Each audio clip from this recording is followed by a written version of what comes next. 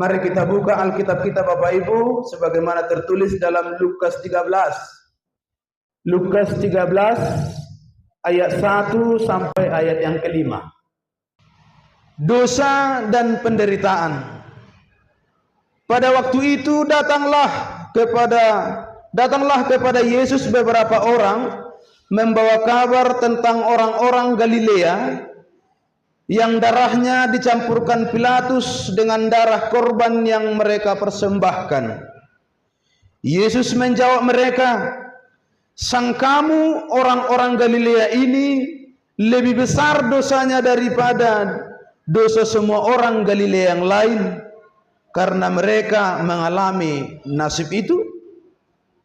Tidak, kataku kepadamu, tetapi jikalau kamu tidak bertobat, kamu semua akan binasa atas cara demikian."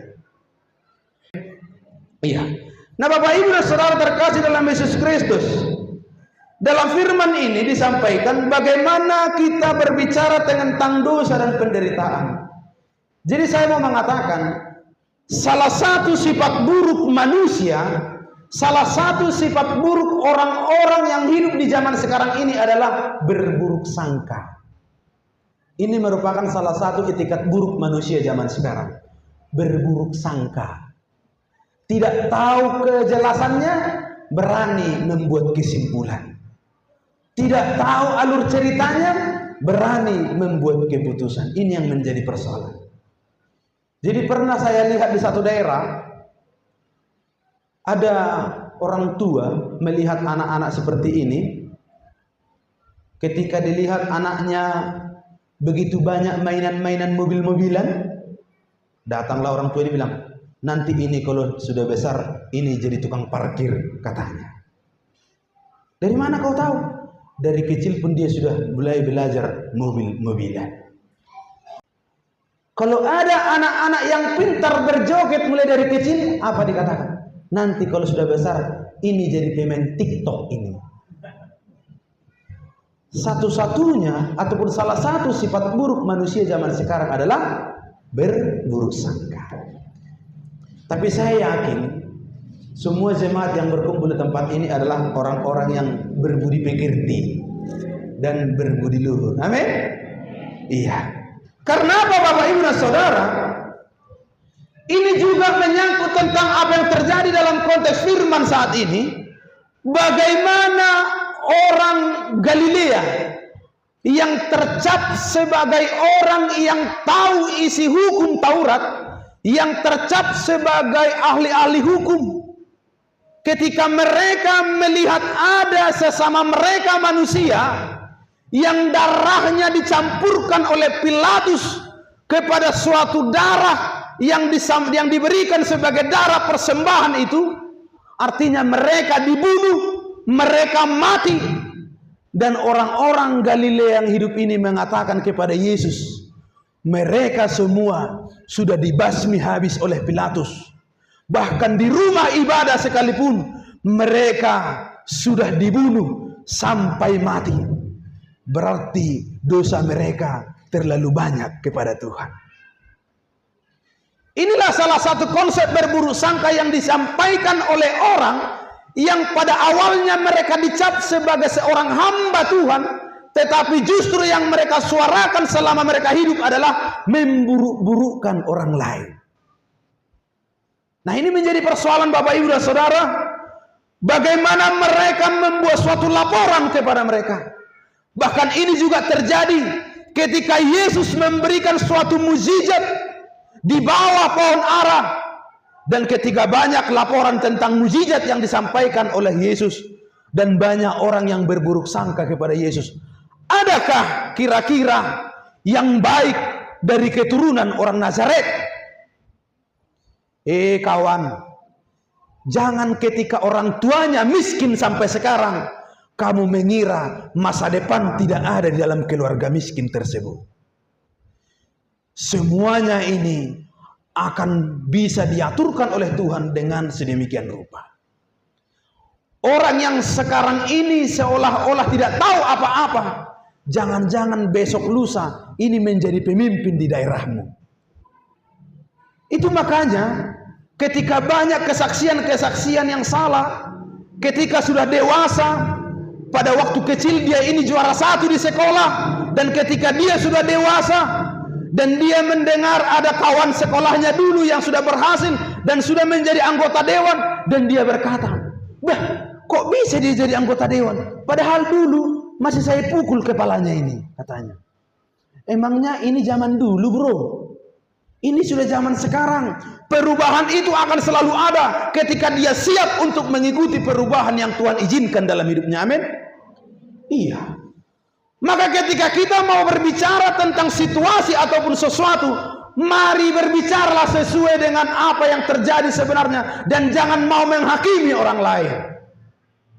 Jadi ada juga seorang orang tua yang hendak dia mau melayat ke tempat keluarganya ataupun saudaranya.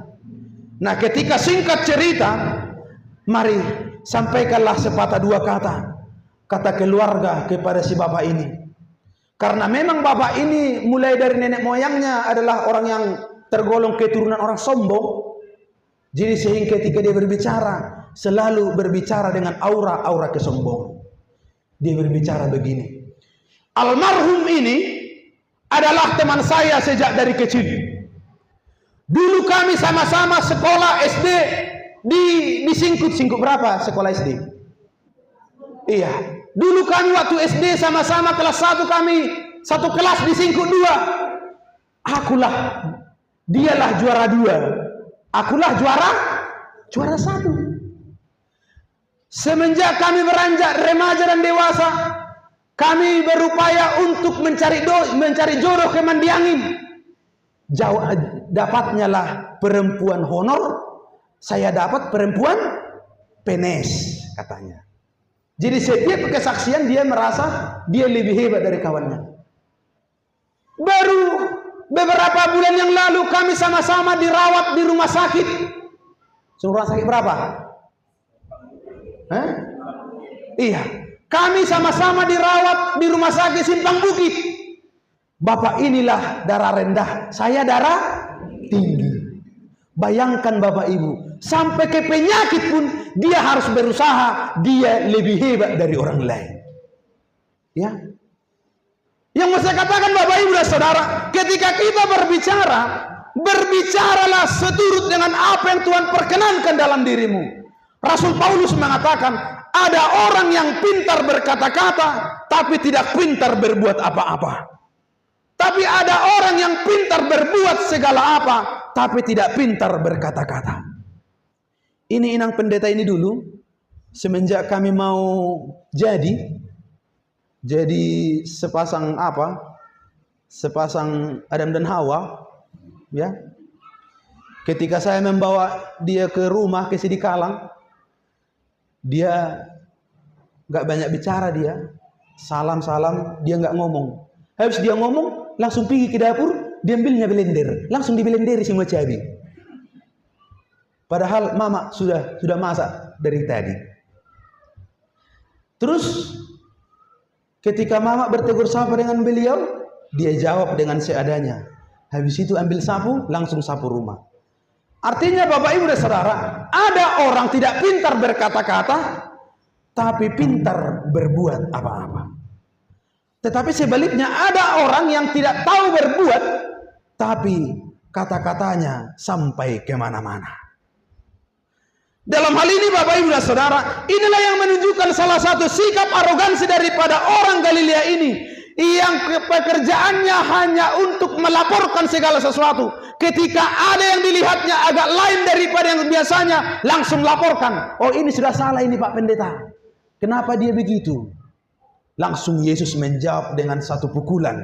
Sang kamu orang yang mati tragis ini lebih besar dosanya daripadamu.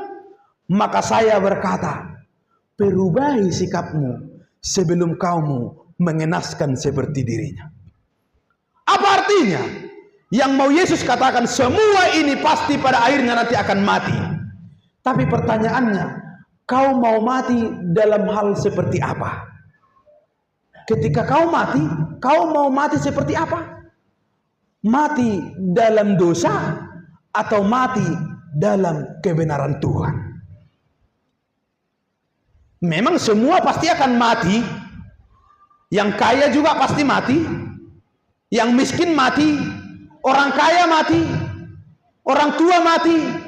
Yang muda mati. Bencong mati. Semua mati. Tidak ada yang tidak mati. Pertanyaannya, mau kau mati seperti apa? Mau mati di dalam dosa atau mati di dalam kebenaran Tuhan? Ada yang mau ke surga? Ada yang mau masuk surga? Siapa yang mau masuk surga? Enggak ada. Siapa yang masuk surga? Ibu Suti enggak mau masuk surga itu. Siapa yang mau ke surga hari ini? Di sini persoalan kita sebagai orang Kristen. Jadi memang Bapak Ibu, beda iman, beda percaya. Kalau orang yang beriman, kapanpun pasti siap. Kau mau, kalau dipanggil Tuhan hari ini mau? Maunya jangan dulu emang pendeta. Kenapa?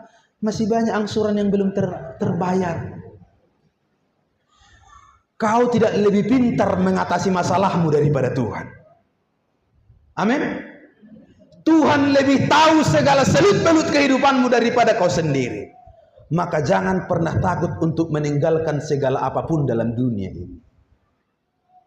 Maka pada saat ini Bapak Ibu dan Saudara terkasih dalam Yesus Kristus.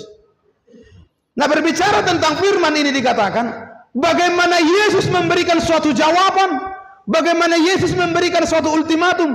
Dia menjawab dalam ayat 2 sampai ayat 3 ini.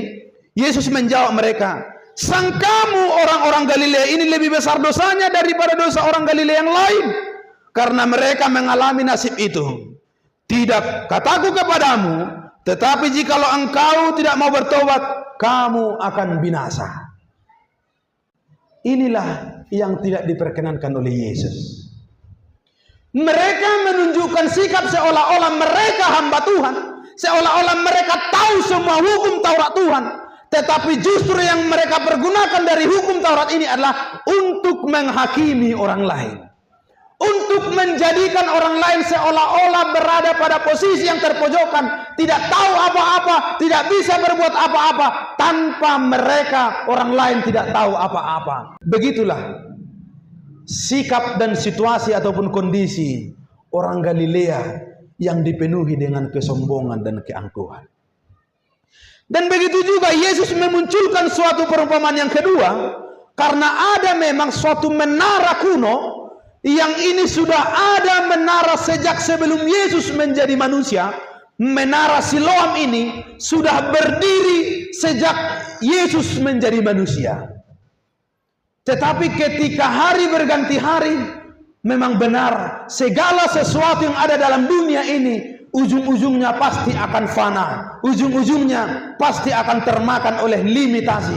Sehingga menara ini juga, sebagaimana mereka membangun dengan sedemikian rupa, tetapi menara ini juga bisa dihantam dan dihanguskan oleh waktu. Tetapi ketika menara ini hancur dan menimpa ada 18 orang manusia, dan orang-orang ahli Taurat ini mengatakan itu juga karena dosa-dosa mereka. Tetapi Yesus mengatakan bukan karena dosanya, tetapi memang begitulah rencana Tuhan dalam setiap kehidupan manusia. Artinya Bapak Ibu dan Saudara, tidak semua penderitaan itu hanya karena dosa.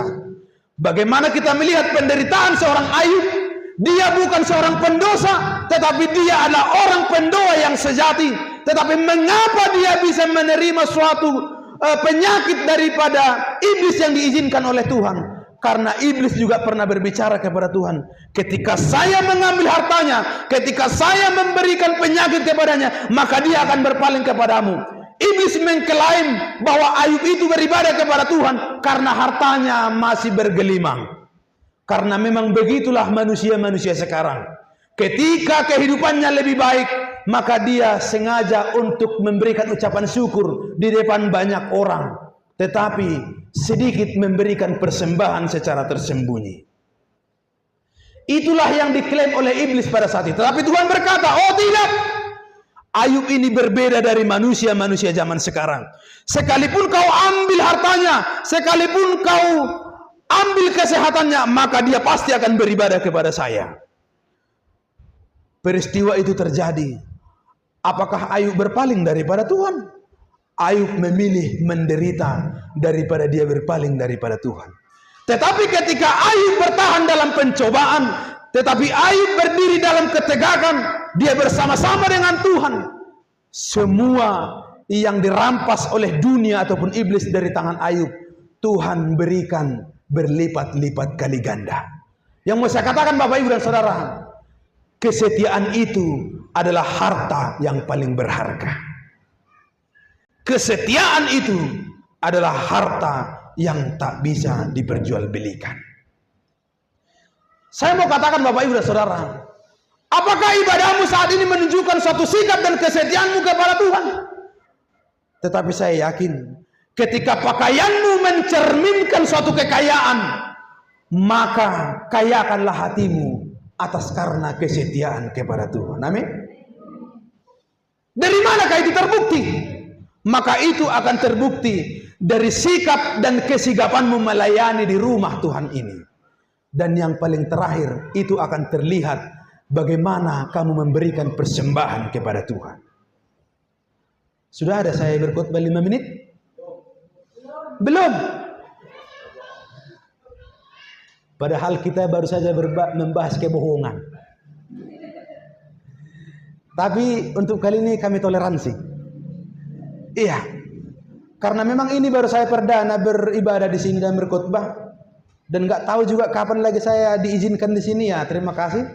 Dan kalau bisa saya berkhotbah di sini sampai 1:30 ya. Setuju semuanya? Iya. Yang penting saya nanti dikasih minum di sini. Yang setuju hanya di depan, yang di belakang belum. Pak Pendeta lapar katanya. Iya. Nah, maka pada saat ini Bapak Ibu dan Saudara terkasih dalam Yesus Kristus, bagaimanakah sikap dan kesigapan kita ketika kita sudah berhadapan dengan Tuhan? Maka itu akan terlihat dari bagaimana kita melayani. Untuk itu Bapak Ibu dan Saudara, inilah salah satu tindakan yang benar-benar diprotes oleh Yesus. Sang kamu ketika kamu selama ini bersama-sama dengan saya, sesungguhnya hatimu tidak bersama-sama dengan saya. Hatimu sama sekali hanya bergelimang dengan harta, bergelimang dengan kekuatan sendiri, dan semua yang Tuhan sampaikan kepadamu tidaklah satupun kau pegangkan dalam hidupmu sehari-hari.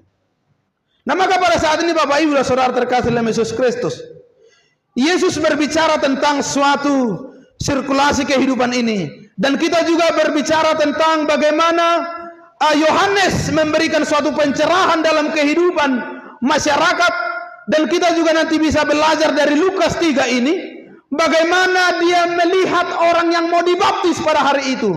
Dan saya juga mendengar hari ini juga ada yang mau dibaptis ya. Iya. Saya kira baptisan ini bukan suatu baptisan yang terpaksa ya. Tapi baptisan ini adalah baptisan yang bersumber dari suatu kerinduan. Amin. Ibu Lestari ya. Nama ibu ini luar biasa, Lestari. Lestari artinya pemeliharaan Tuhan. Jadi segala sesuatu yang dilestarikan pasti akan dipelihara dan dijaga dengan baik. Amin. Iya. Walaupun tadi saya lihat ibu ini belum begitu lantang mengungkapkan pengakuan iman rasuli, ya. Ada beberapa kata tadi dia stop, ya. Jangan biasakan stop, lama-lama step. Ya. Iya, Bapak Ibu dan Saudara, di sini dijelaskan bagaimana Yohanes Pembaptis memberikan suatu pengajaran. Ketika banyak orang yang mau mempersembahkan dirinya mau dibaptis, dan Yohanes mengatakan, "Hai kamu keturunan ular beludak." Kenapa kita ini disebut sebagai keturunan ular beludak? Karena ular adalah binatang yang paling pintar untuk mengkelabui. Nah, ketika kita disebut sebagai keturunan ular beludak, maka ternyata banyak di antara kita ini yang pintar untuk mengkelabui orang lain. Jadi ada survei mengatakan panjang lidah manusia sama panjangnya dengan telapak tangan manusia. Panjang lidahnya sama dengan panjang telapak tangannya. Nggak usah diukur, nanti aja di rumah diukur. Nanti semua sama-sama mengeluarkan lidahnya, takut saya di sini ya. Dikatakan demikian. Banyak pertanyaan-pertanyaan yang mereka sampaikan kepada Yohanes.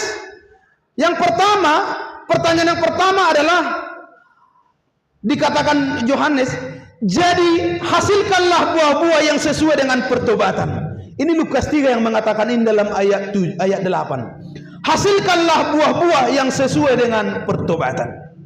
Jadi banyak orang yang bertanya kepada beliau.